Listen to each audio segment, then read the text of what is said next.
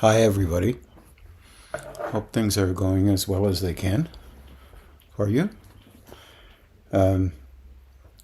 We have a few questions. And this one is from Susan Hardy. And it starts off actually as part of a dream that Susan had. And it was more like there was an idea that came into her head that related to, and it was a dream, but it was around a question that there might be for me from her. And as her mind tried to reach for it, the idea slipped into a jar on a shelf, just out of reach, and slid backwards on the shelf so that I could not get to it, she says. I became awake and went on with my day, and with a noticeable solar plexus energized, and she has / agitation. I tried to calm it down and went for a walk with her dog in a field. As I was walking and seeing the beauty of that space, I remembered the experience of the jar and the information I could not reach. So I came in to write it down and to send to you as a possible question. It's just Susan says, it's just a touch frustrating, as I know to calm that down. I know how to calm it down, but it seems important as I am thinking that I am not ready for the information. Is it just a personality experience as the reaction, but as she had a reaction, but perhaps more than that? Will more information come? Okay.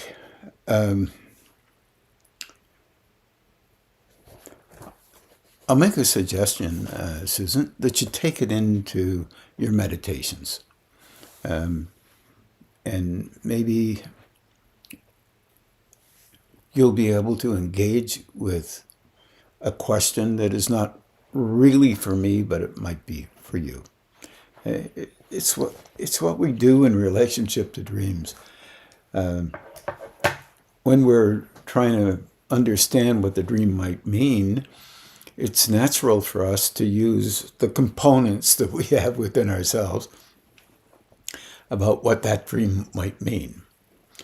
And the dilemma with that is that it's all we have to work with. So you might get yourself into, since you imply that you did write it down, write down a number of answers that you might come up with that relates to the dream from your perspective. Give it a couple of days, come back and try and see if there's any other thing in your mind. Give it a couple of days and come back and do that because over just a short period of time or a longer period of time, you may get another dream similar, but not necessarily with the jar, but similar so that you can try and understand it a little bit differently. It's how dreams are. And usually dreams are a little time is spent on them. We figure out we must know what they mean, and then again, we soothe ourselves by coming up with something that might be relatively valuable to us. That's not a negative thing. This is how people usually deal with dreams. And of course, this may be a metaphorical dream, as you imply that you kind of figured it might be. But I wrote a couple of notes here. that I'll kind of talk about.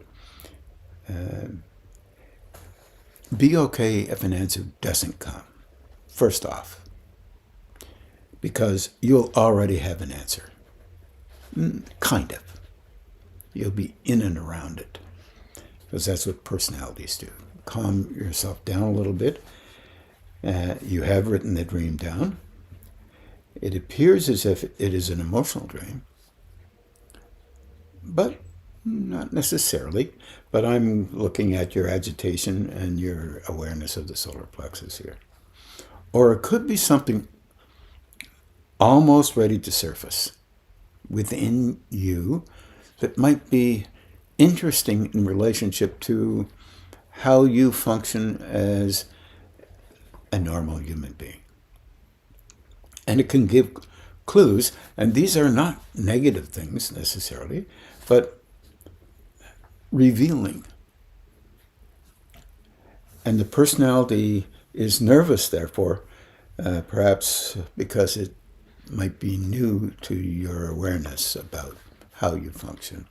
Now, in that how you function is always in the background an aspect of development so that you can be better prepared to understand things as you go forward and to engage with those, a different state as you go forward. This is difficult for most of us because we're so very much focused on how we think we need to be kind of spiritual. There's all kinds of definitions of what that might look like. Usually those definitions hold us in a place that, let's say, is reminiscent of how we've always been. And once again, keeping in mind that this is neither right, wrong, good, bad, and nothing like that. It's more like, how can I allow myself to understand things slightly different than what I'm trained to understand them, as how I'm trained to understand them. This is really important with dreams because our personalities are set up in a way so that we protect how we see them initially, because that places a value on us. It's the same outside of dreams. As you engage with life, you'll notice you'll come up with ideas that relate to a context, and this is how you have to think of it to value in a kind of a way the modes of thinking that you can come up with, or responses. And this happens all the time, and we're trying to just get that a little softer so that you can have an insight into something beyond the limits of how we normally think. Kind of like that. Remember, these so-called lower centers are many-leveled, and this is really important in the scheme of things. What I mean by that is that the root center, gonad center, solar plexus is often called lower. And you've heard me talk about this before. But in fact, they can be very coarse and very much in alignment with views that you've constructed around how you are, who you are, why you are. And eventually, they stretch a bit and they don't fit necessarily the definitions that you've come up with. Those three lower centers, as well as the upper centers, can be fairly coarse, as well as in a movement towards becoming extremely receptive to higher states. our personalities often are ingratiated by concepts about how able we are when we don't really understand that there is no end to or end point to the development of a personality form. It's just an energy form. It's constructed with energies from the root gonad and solar plexus. And as you open more, the heart center, as you open more, aspects of the throat, aspects of the brow, aspects of the crown. But those aspects can be just as coarse and self-focused, or they can eventually be so open that your focus becomes less on you and the importance of you, and you're watching it, that energy flow in and through you for the purpose of helping others. I've talked about this before. So what I would do is I would keep an eye on that one, meditate on it. Now, I'll give you a hint. If I thought that dream was mine, kind of, I would come up with some kind of an answer that related to the jar being your personality form. If it were mine, you got to figure out your engagement with it over a period of time so that you can feel the complexity of, let's say, a simple dream. But that dream is not simple because you're engaging with it as if aspects of it are higher aspects and aspects of it are lower aspects.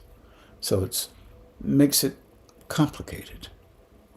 So if it were mine, I would look at that jar as your personality, and the question,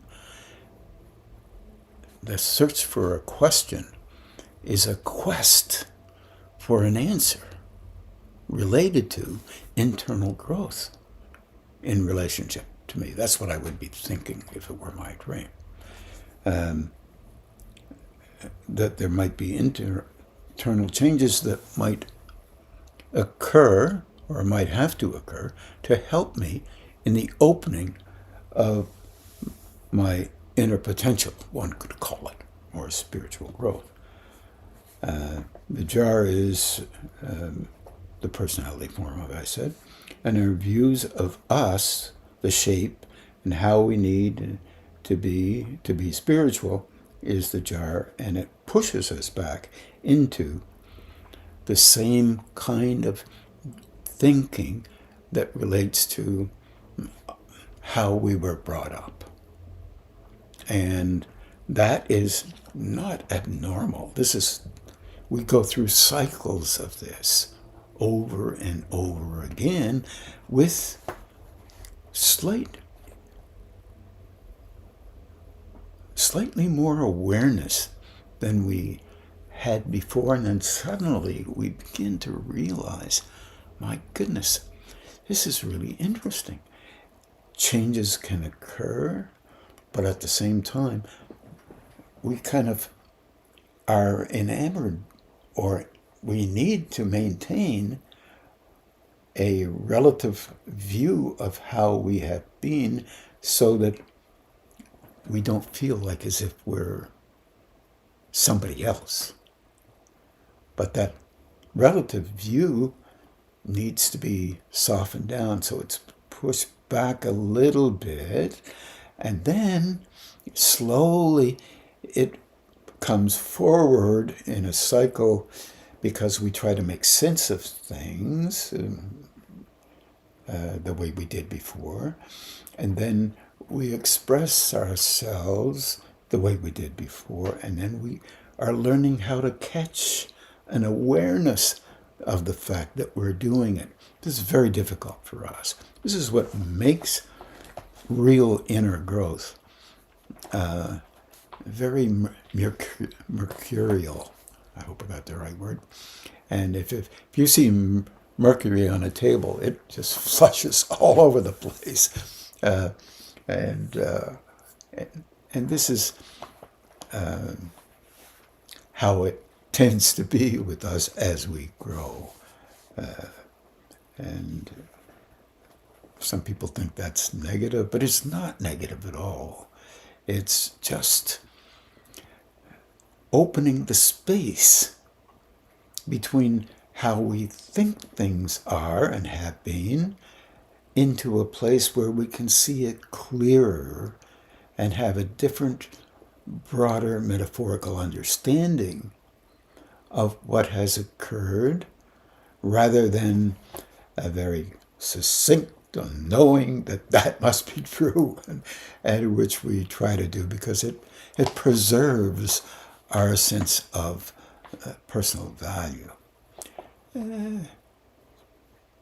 If you look at that as a very constructive thing, which I happen to, then you know that sometimes you have to laugh at how you function in the terms that we can come up with.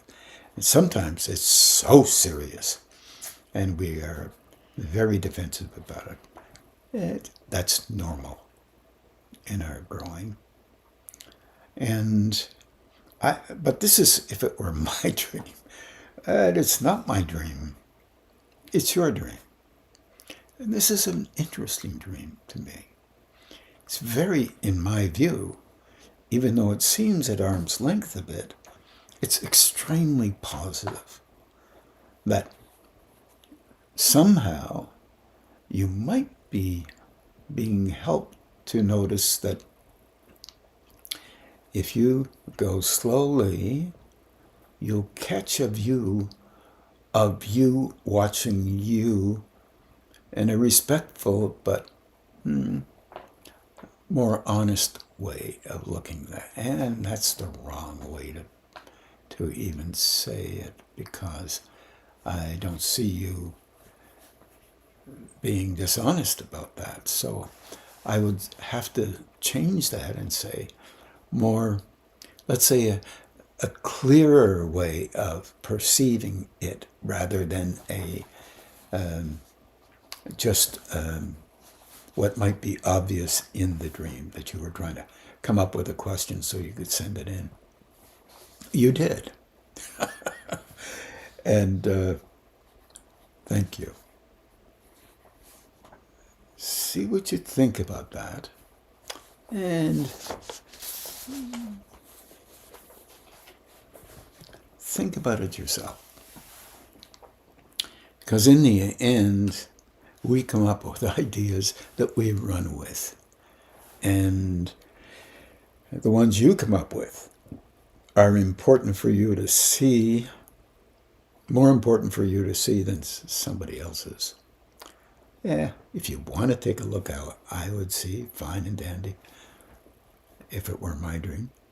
But it's important that you think things through and to have many answers to the dream. See how that fits for you. Let me know as you move along. I'd be interested. Wish you well. Thanks, Susan. This next one is Toshi from, is it from Oakland still, Toshi? Still? You've moved from where I saw you in Oakland to another spot, and not too far, if I remember you saying that. And you say, as you've discussed in the past, for some things we do, it takes years for us to even see that we are behaving in a certain way that we might not like, and take many more years to intervene and alter that behavior. On the other hand, I've seen with meditation that in some cases, one day we realize that things we used to do have no interest for us anymore, and we drop it almost immediately. It almost seems like we change frequencies, like radio stations. And what is playing on the previous station is no longer interesting. That can happen. Can meditation and energy work speed up our timelines by shifting frequencies and bypassing small incremental changes? Absolutely. It can be. It's quite interesting. The most important thing, from my point of view, is number one, meditation. Number two, using energy exercises to try to be helpful. That's just my point of view. And then beginning to allow yourself to consider that you're youthful in the process of relating to higher states. That one's a little difficult for some, but it's, in a kind of a way, it's difficult for most, because we have images that we have very deeply indented in our lives for the preservation of what we believe a personality should be like. And it is personalized. 10,000 people, often 10,000 versions to some degree of how that would be, and the defense of those particular versions occur in the personality style. And that personality style is of value to us because we're trying to understand how we actually are. And this causes a dilemma. Understanding what you actually are is different than how you think you are and how you act out. But not negative, not a negative connotation there, but something grabs a hold of you, your construction of a form. And it is a heavy weight because without it, you're a little disheveled and believe that you can't be any other way than how you've been. In a kind of a way, it's true, and a kind of a way, it's not true at all. But think of this. Tremendous amounts of people on this planet are similar to you. So in a kind of a way, you contribute to the species and to others a version of how to live here on these planes. And there are many different ways of living on these planes. And many are concretized, tightened up, and formulated as valuable sociologically.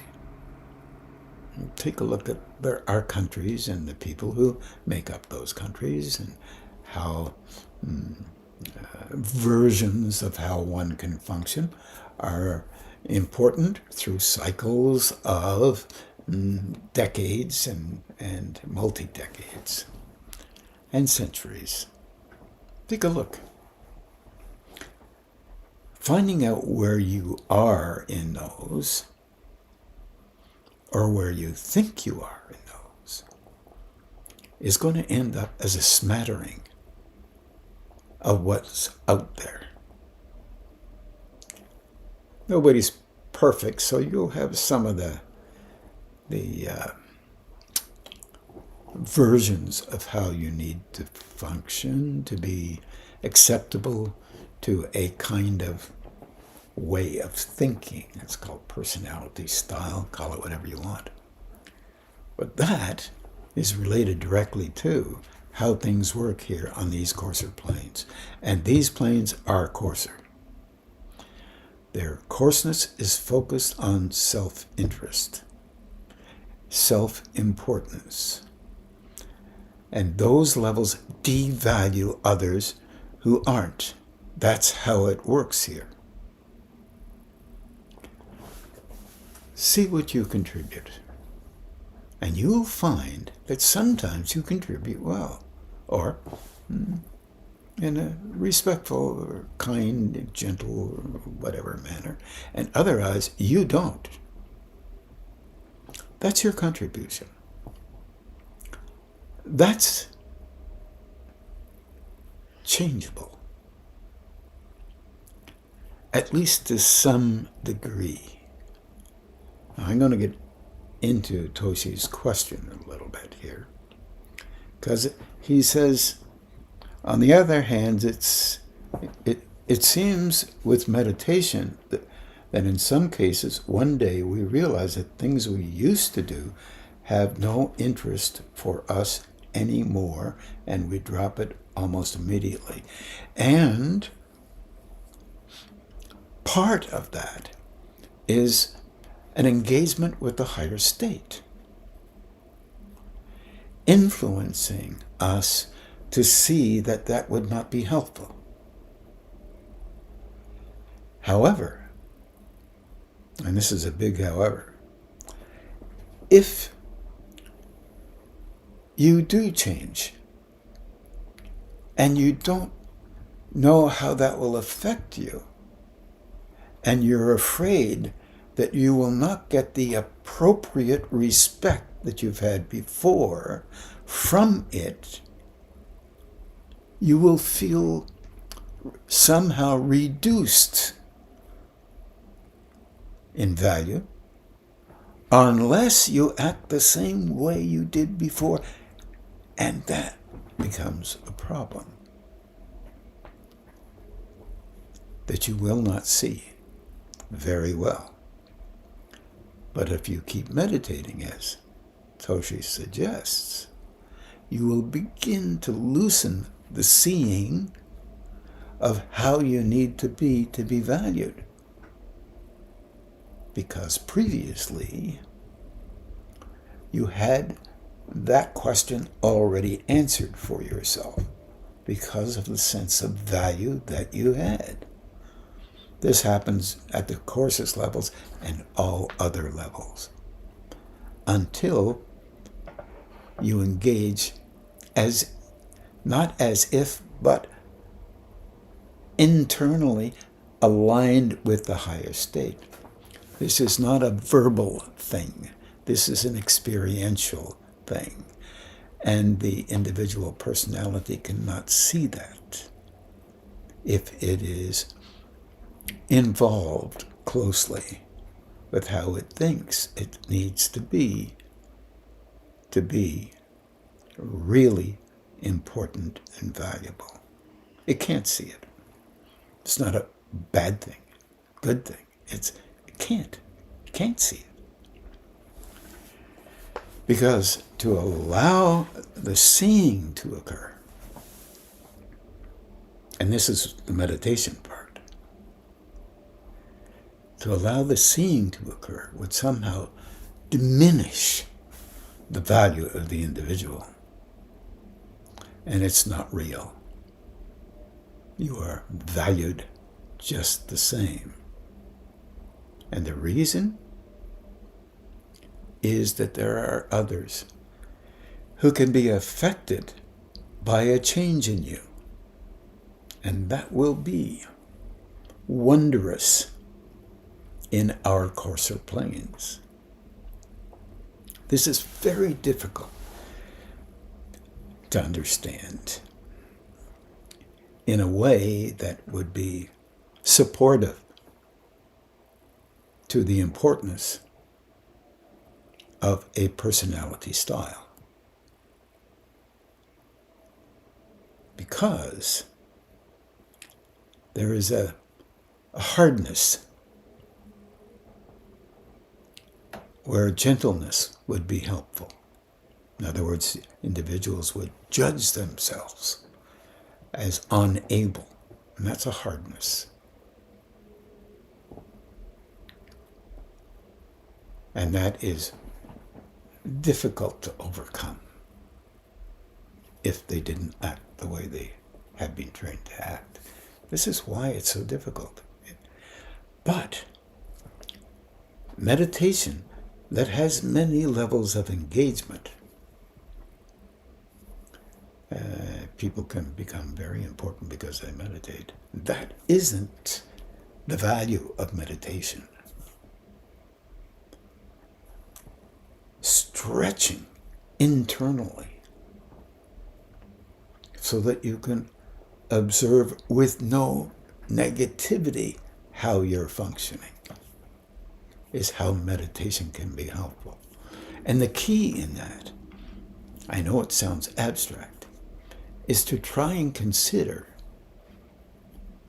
what might be considered as higher states. In our present world, it's hard for people to use the God word, infinite and supreme creator of all creator. Oh, can't use that. Infinite flow, well, a little better. Individuals can attempt to temper definitions to the best of their ability so that the individual personality can allow a subscription to a use of some kind of way of engaging with a state that is unperceivable mostly by many. Peace is another word that is really kind of helpful. A gentleness and peacefulness beyond understanding. Sincerity is extremely important. I think real spiritual growth is a scary thing. Even in the throes of a deep meditation, which may shift and change you, an individual can be nervous about even meditating. And as you grow, most fascinating, you become more nervous about meditating, and you may not even know it. You may kind of meditate. You may say you meditate, maybe even think you're the greatest meditator in the whole world. And that will be an engagement with maintaining a view of these levels so that you can be valued on these levels when you're already valued on higher levels, but not for the same reasons you think you are. This is a complicated thing. Well, in a kind of a way. Kind of simplistic. I'm just a person trying to explain something using the words that I can grab onto and utilize the best I can. But it is an important question for each of us to attempt to attend to. But meditation on higher states is really important because it moves the personality aside a little bit if you can do it, if you're courageous enough to be willing to do it, and honest enough to recognize that your relationship with you is you. Call it spiritual if you want. But in the process of growing, there is an aspect of relationship that is beyond these stages of development. And we are in these stages of development for a purpose.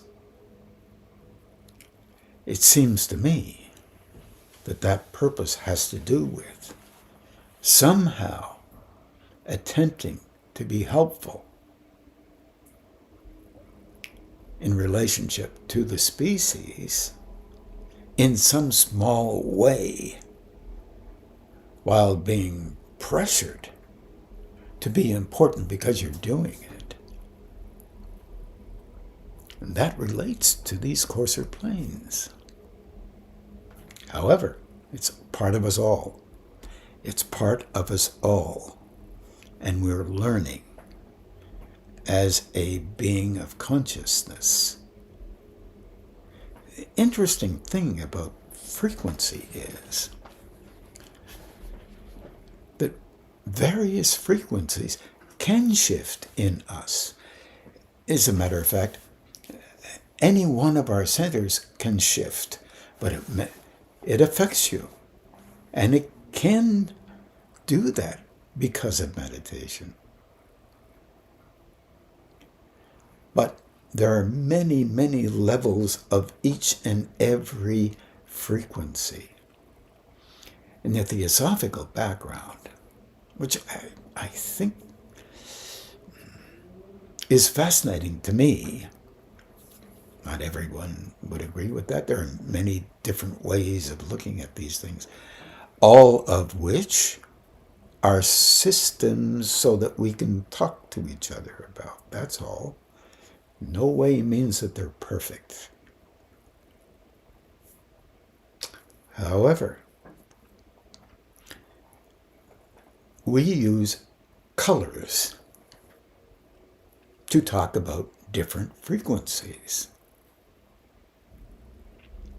Probably a good thing from where our reference points are here as personalities. So we have red color and a blue, indigo blue color, and a green color, and an orange color, and a yellow color, and a light blue, and a light pink, and then a violet. 7 frequencies. And of course, you can't leave out the concept of a white, even though the sun is split up. The sun's rays are split up into 7 kind of frequencies if you look at a rainbow real close, if you have the right atmospheric conditions. And you'll see that this idea, using a prism, energy operates through the prism, gives you a clear indication of roughly 7 colors. All right, so this is interesting, except the sun isn't white. Just to say, we see it as a kind of a goldish kind of thingy. The moon is more white because it's black and white. That's how we see it. It's a reflective energy perceived by us through our atmosphere and our relationship with the moon. Okay, that's fine. But right away, you have difficulty with the idea, and some believe, by the way, that white and red colors are the same frequency, the frequency of power, and how to deal with things. And each and every frequency is powerful on its coarsest levels. Each and every frequency at the optimum of that frequency, one could say, is tremendously spiritual, gentle, expressing, engaging in a manner that would be relevant to the helping of another. The other happens to be us. So it's an idea.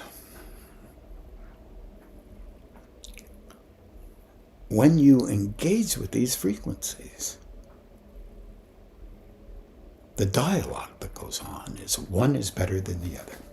And different people have different views about this. Power is greater than gentleness. It's like scissors cuts paper. That kind of dialogue.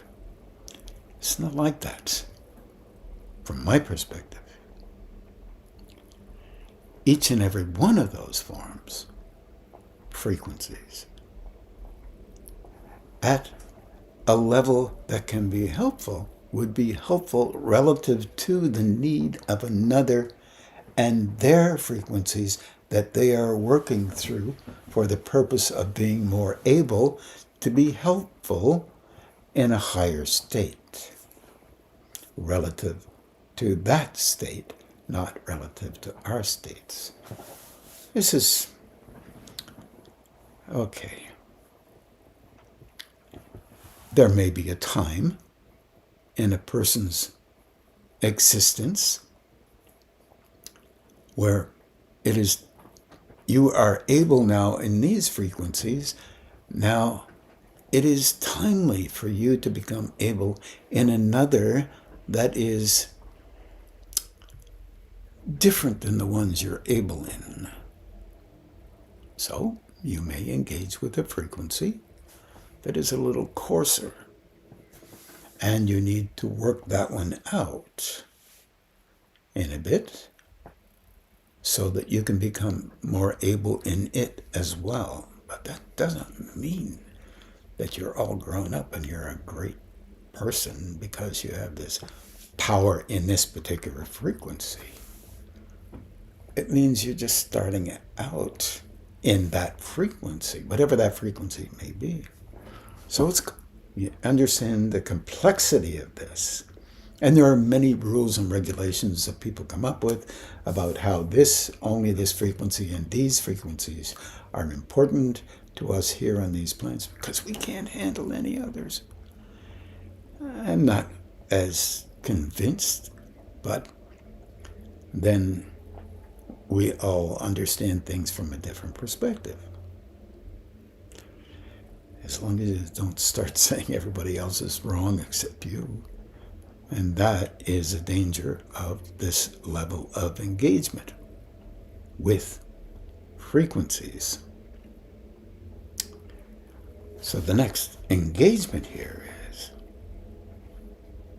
it almost seems like we change frequencies, like radio stations. It could happen, but you may shift within that same frequency. And remember, your personality is made up of the frequencies that are in relationship to your root, gonad, and solar plexus, and whatever other centers are slightly open above the diaphragm. So it's a mixture. And you lean on certain ways of acting because, and that draws you into a certain kind of frequency that fits the way you believe you need to be because you're in love with yourself there. All of us, same thing. That fits into the way you think you need to be considered really valuable and important as a being of consciousness, spiritual, whatever it may be. A lot of judgmental background in our world, in any and all frequencies, implying coarseness, is involved with engaging with other people who are different than you are. It tells us something about where we are in the scheme of things. It doesn't say we're bad people. It says this is where you are in the scheme of things.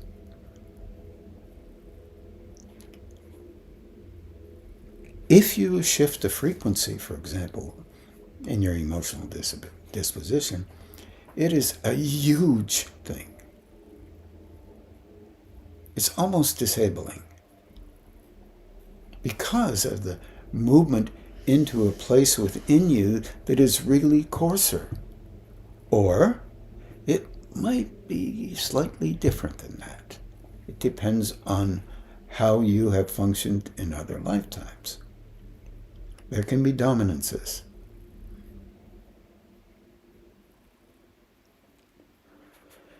Some positive, some not so much.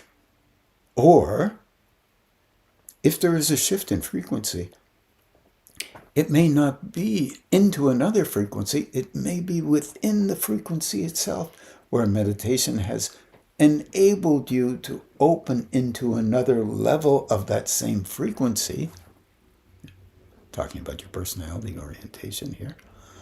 And suddenly, you're not the same quite as you were before. Now, that may make you nervous because any shift will take you out of the superior position you had in your own mind previously. That can be physical, can be emotional, can be mental, or it can just be a state of engagement where great difficulties have been overcome. And there's a lot of fear change through that mode of engagement with life. And most of us on this level, in growing, I'll mention this just in passing, are scared to grow into something that is different than what we already are like. That's why our relationship with our personality is held to some degree. In that holding, in a kind of a way, it helps us through the different shifts and changes that go on through meditation and through energy work. It holds us so that we can go slowly into the next step, because the refinement of frequencies or energies may put us in a position where we don't want to be as we were before, and that will be helpful, yet still a little bit nervous.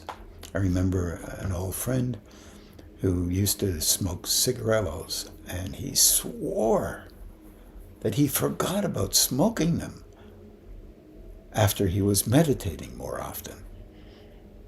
Yeah, that's entirely possible. And I'm in agreement with this. And it is interesting. But also, it may not happen. It depends on the individual and how affixed they were to the idea of doing that for a purpose that allowed their personality to be valued in their own way of thinking. So in the last, can meditation and energy work speed up our timeline by shifting frequencies, meaning not necessarily shifting them to another frequency, but shifting within themselves, or could be another frequency if you are meant to be of value in some frequency that happens to be new to our world. And that is a catalyst frequency, catalytic, I think it is, frequency, that will be helpful in the shifting of our species into a less youthful one over time, much time, because we will hang on desperately to how we've been before, unless we can let ourselves be okay with us, and then be okay with not always being the us that we have in brackets that is so special.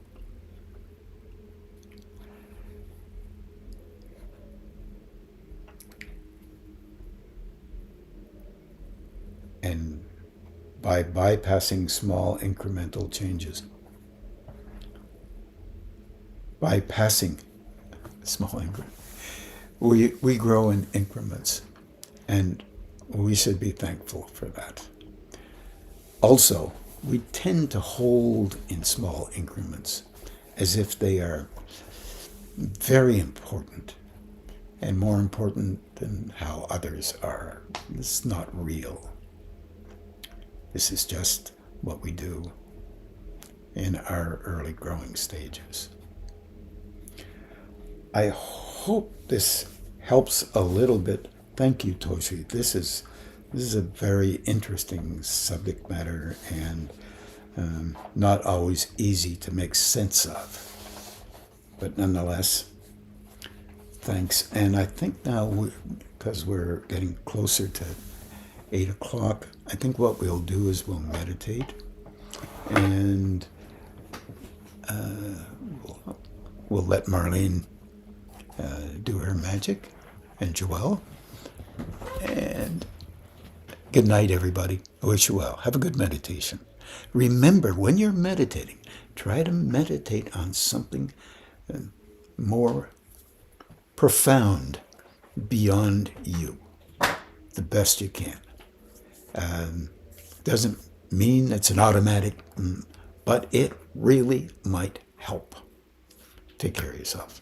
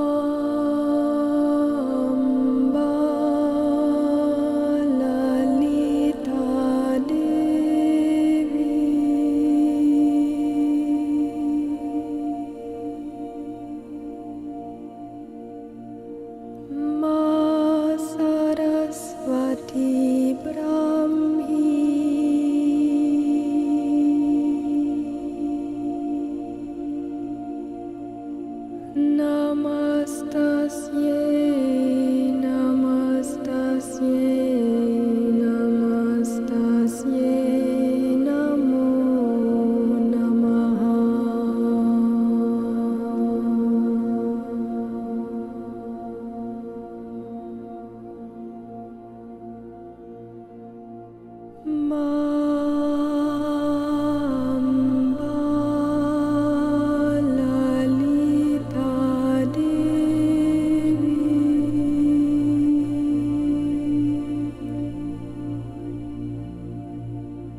Durga Devi Shankari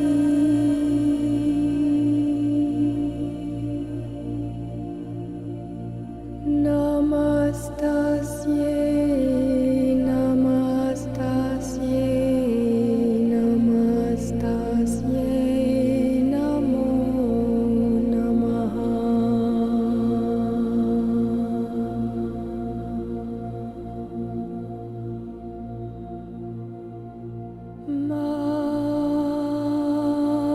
Amba Lalita Devi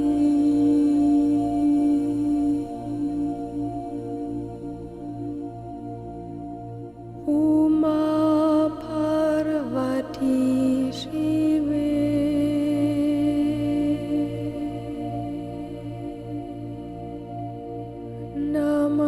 Namastasye, namastasye, namastasye, namo namaha.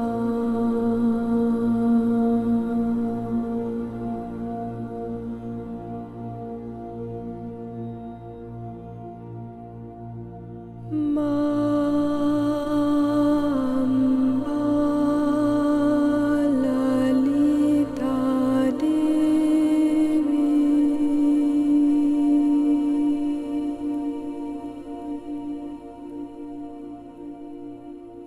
Ma Bhavani Ambike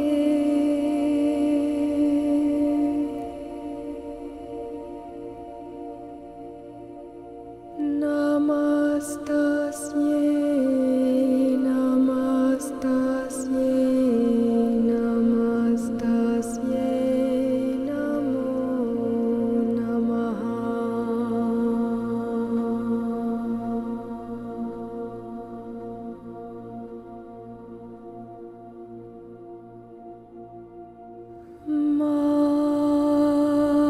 Amba Lalita Devi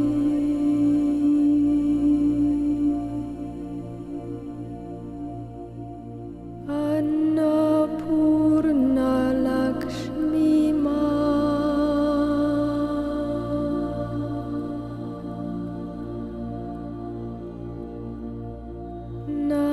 Namastasye, namastasye, namastasye, namo namaha.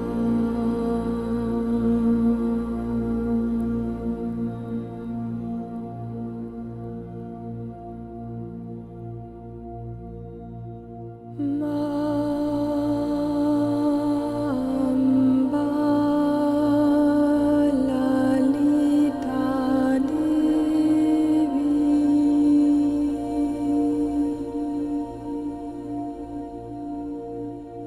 Kamala Katyayani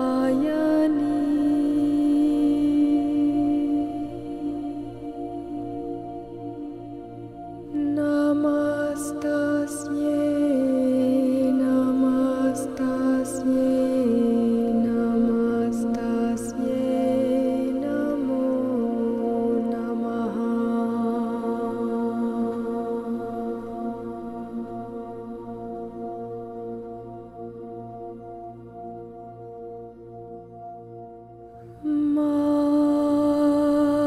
Amba Lalita Devi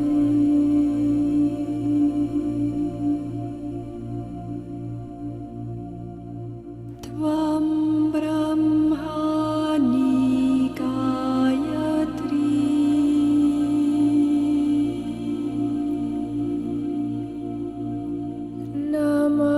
नमस्तस्यै नमस्तस्यै नमस्तस्यै नमो नमः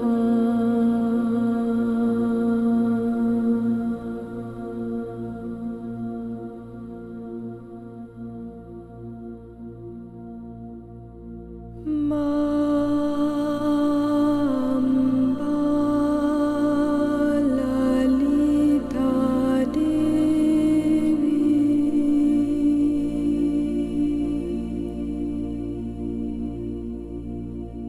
त्वं Tripura Sundari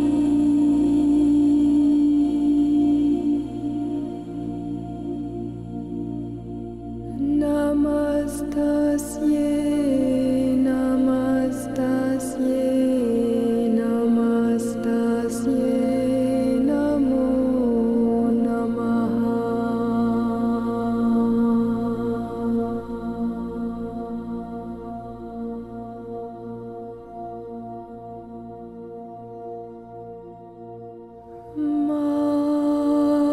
mamba Lalita Devi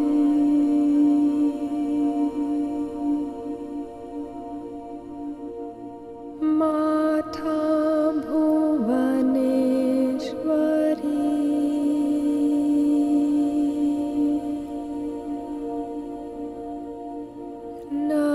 नमस्तस्यै नमस्तस्यै नमस्तस्यै नमो नमः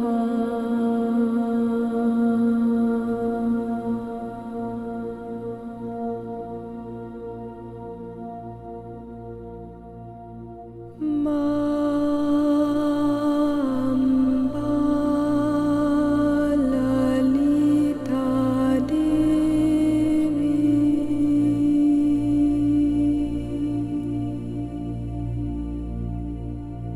त्वं राजा राजेश्वरी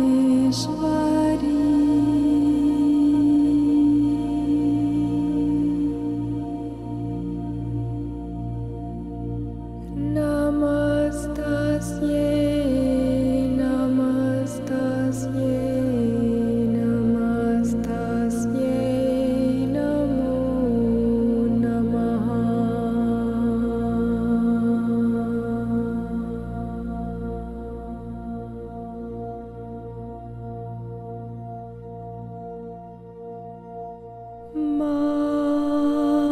माम्बा ललिता देवी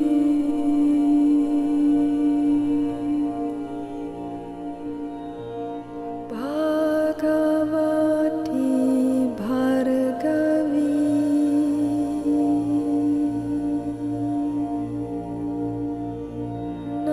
नमस्तस्यै नमस्तस्यै नमस्तस्यै नमो नमः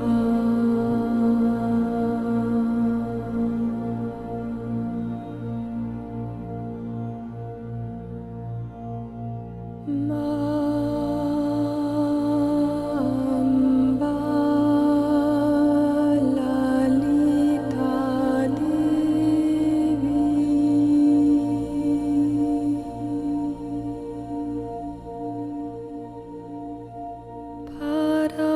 पराभक्ति वरदे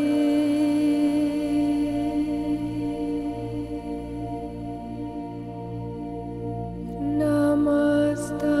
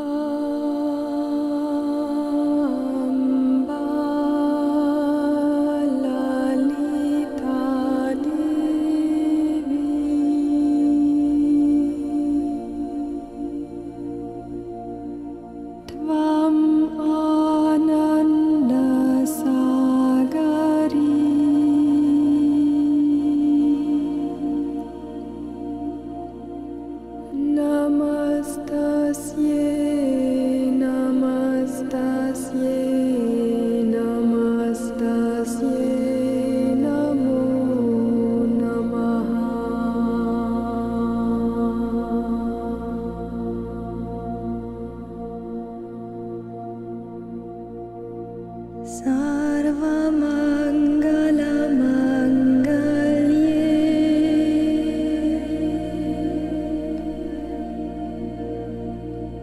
Shive Sarvartha-sadhike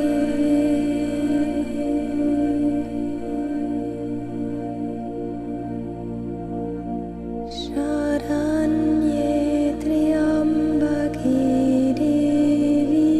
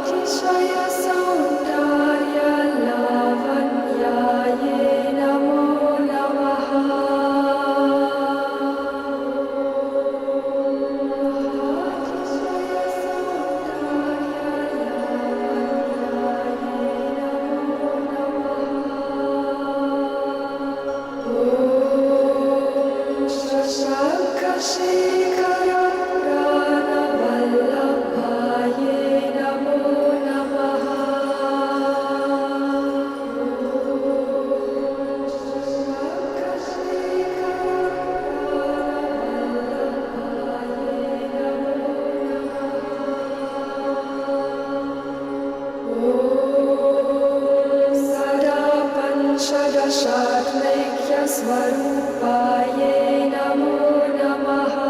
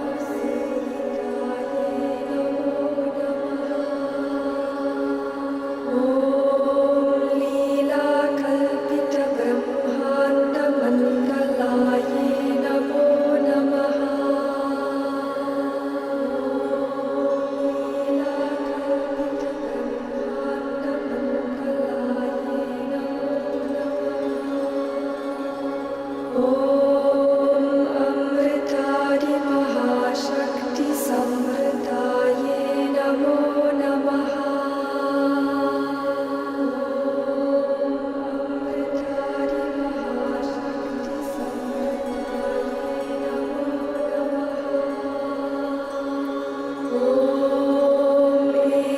एकातपात्र साम्राज्यदायिकाये नमो नमः।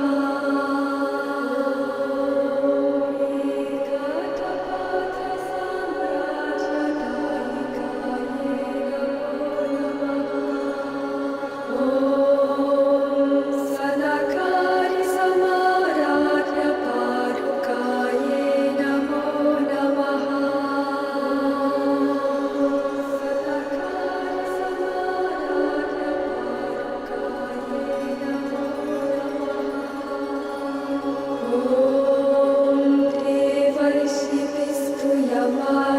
देवर्षिभिस्तूयमानविभवाये नमो नमः।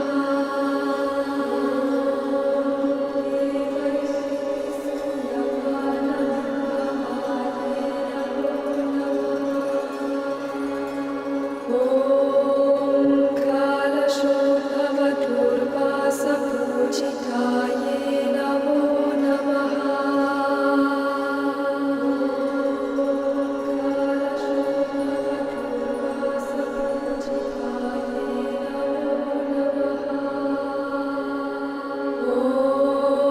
मध्ये भवत्रषट्वर्गवत्सलाये नमो नमः। मध्ये भवत्रषट्वर्गवत्सलाये नमो नमः। चक्रराजमहायन्त्रमध्यवर्तिन्ये नमो नमः। चक्रराजमहायन्त्रमध्यवर्तिन्ये